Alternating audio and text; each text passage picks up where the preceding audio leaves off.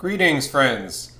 This channel was called Rachel Earl's Vlogs some years ago. At some point, she changed it to Earl's Family Vlogs. It was her creation. It was all about emotion with women and social media. That shouldn't be surprising. Her husband participated in it. I watched her videos here and there with my friend to gape in horror at the modern world.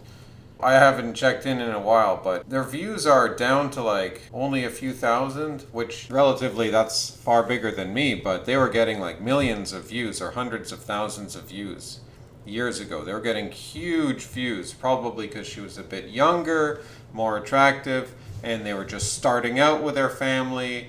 And she will show everything from their family, like her family and her emotions constitutes her channel, and people love that stuff.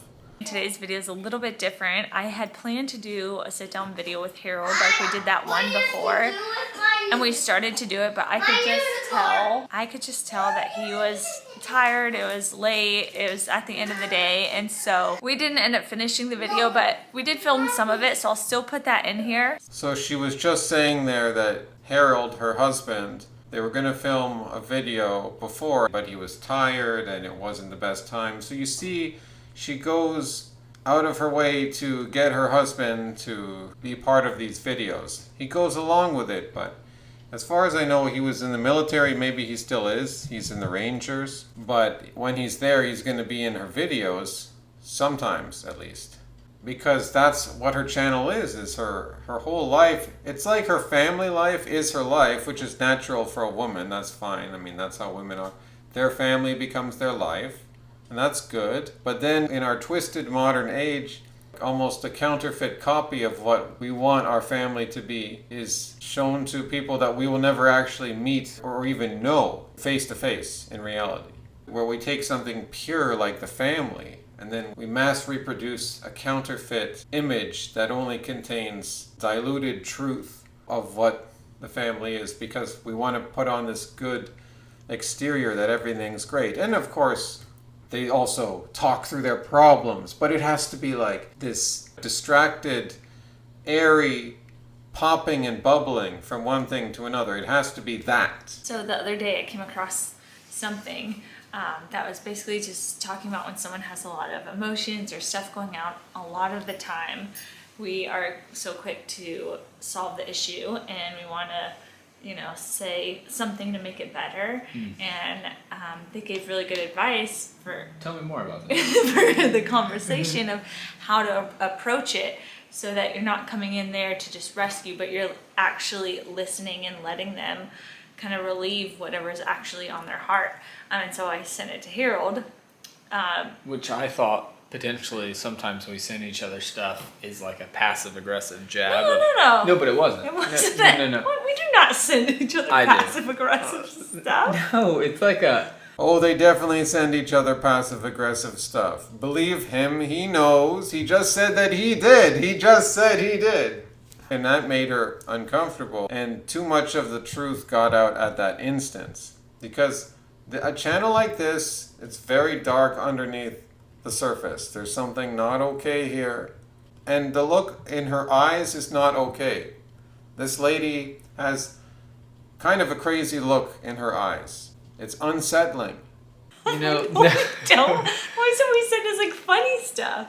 For the most part. But, like, I seen, like, texts sometimes. I was like, oh, I think it'd be great if we both did this. But it was, like, more of a pass. But I was like, maybe you're doing that to me. But no. I was like, no, this is actually really good. Can you share what it is? Okay, I was just trying to share a useful tool. So anyways, the first thing is to say, like, tell me what's on your mind. And that opens up, like, say he's been, got stressful stuff. I just say, tell me what's on your mind. Well, tell me more, babe. And then after they've been talking and you're listening and you say, tell me more. Yeah. And then I already forgot what the other one is. You listen, and then you say, what else? Oh, I thought you said I have answers for you. No. That's what I always try to do. So I have to work on listening, because Rachel's like, So you say, when you have a relationship difficulty or something's not all right, it's like, what's the issue? Oh, tell me more. I have answers for you.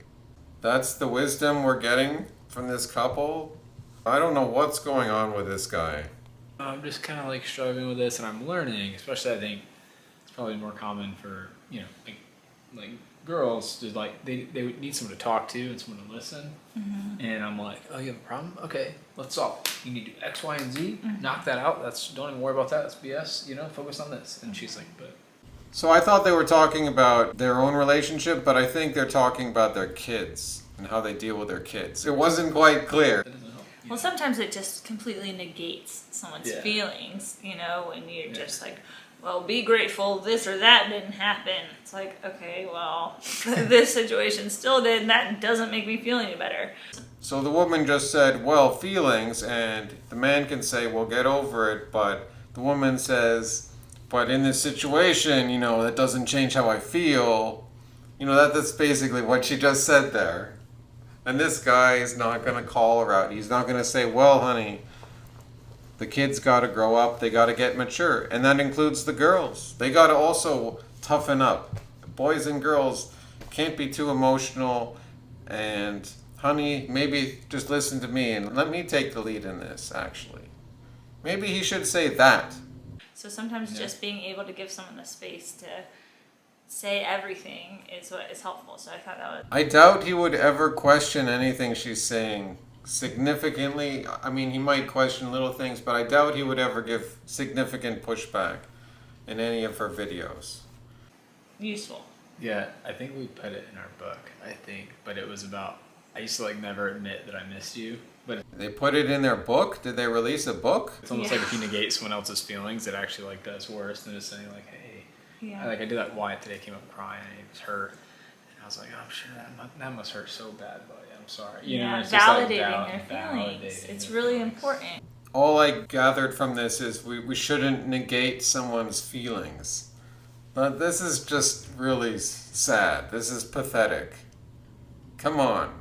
Validating their feelings. It's really important. Yeah, especially for kids, when they get hurt, I think when kids get hurt, you got to validate their feelings. Then you're just going to encourage them to cry at an older age and whine at an older age. You're going to spoil your kids.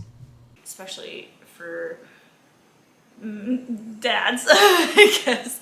It'd be like, oh no, you're fine. That doesn't hurt. Yeah, rub some dirt on it. And it's that.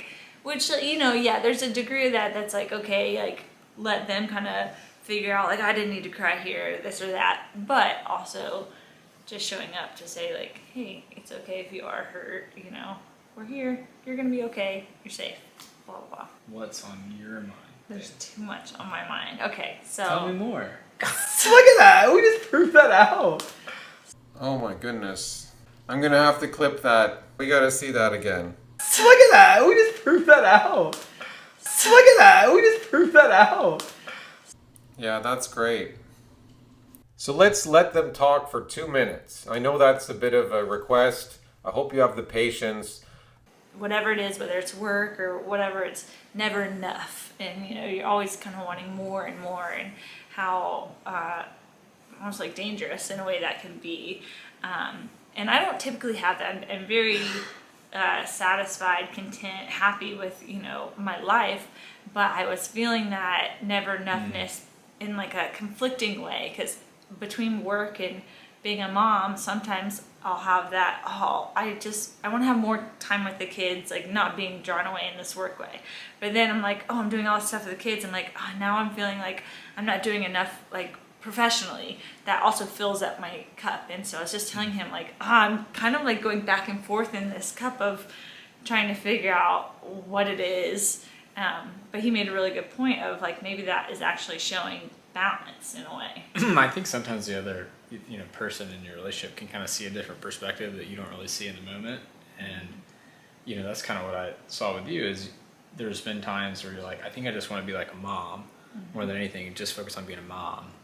And that's why it's I'm trying to work really hard on my end to kind of open that up for you. But then today you're hey, I feel I'm not really not necessarily achieving, but I'm not doing enough on the work side. And I'm I wonder if it's it doesn't matter to how much on that pendulum you are, you're always going to feel almost what the grass is greener in a way of well, what's it on the other side? Am I doing enough for work or pleasure or family. And I feel like that's got to be pretty normal. And so maybe that you're kind of experiencing both is like, hey, maybe you are kind of balancing that both, but it never is easy, right? There's never just like, oh, I'm perfect. I got my perfect zen and I know I'm good, you know? I think. So he's really not saying very much, but the salient thing, did you notice that he said that she called him out today? You're not doing your work on your end of the things. You're not being a proper dad. But you got to respect the kid's emotions. But also let her be a mom, and he has to understand that. To let her be a mom. You see how he's like trying to serve her, like not like a husband shouldn't serve the wife to some extent, but something's not right here the way it's flowing. I don't know I can't put it into words very well. Or I could just say maybe he's just a cuck. Okay, I don't want to accuse people of things, but I mean maybe he's just a cuck. And then he doesn't have anything to say here, and he's just babbling on, which is feminine, and it's all just to sort of affirm her in her emotions and make things happy again. Because that's all this channel has ever been about, is just happy, happy, happy, blah, blah, blah, blah, blah. They were kind of talking about some things, but it's just so babbly and so shallow. But also, underneath that shallowness, we're seeing some unhealthy habits here. Don't be revealing these things, that you have a passive aggressiveness between you and your husband, that you thought your husband wasn't doing his necessary role. And then he's almost like acknowledging it and saying, honey, well, you know, you're feeling that way. And, you know, I gotta come from my end of things, blah, blah, blah. I gotta come from... This is not all right. Hasta luego, amigos.